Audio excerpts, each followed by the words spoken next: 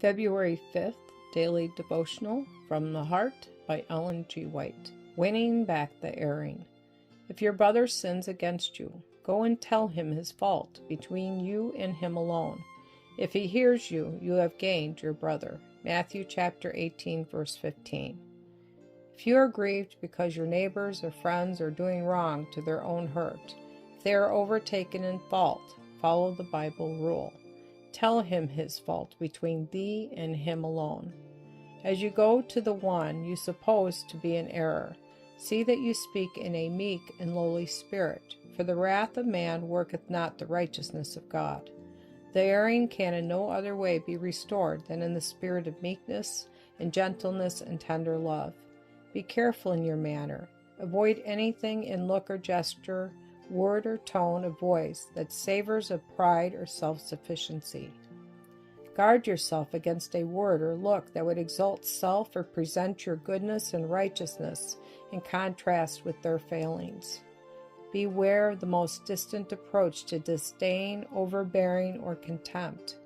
With care, avoid every appearance of anger, and though you use plainness of speech, yet let there be no reproach, no railing, accusation, no token of warmth, but that of the earnest love. Above all, let there be no shadow of hate or ill will, no bitterness, no sourness of expression. Bear in mind that the success of reproof depends greatly upon the spirit in which it is given.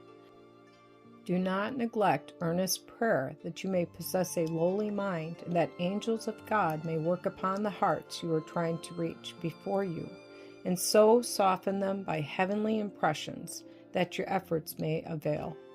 You may have excused yourself for speaking evil of your brother or sister or neighbor to others before going to them, and taking the steps God has absolutely commanded. Perhaps you say, I did not speak to anyone until I was so burdened that I could not refrain. What burdened you? Was it a plain neglect of your own duty, a thus saith the Lord? You are under the guilt of sin because you did not go tell him his fault between thee and him alone. Sometimes the mildest and tenderest reproof will have no good effect. In that case, the blessing you wanted another to receive by pursuing a course of righteousness, ceasing to do evil and learning to do well, will return into your own bosom.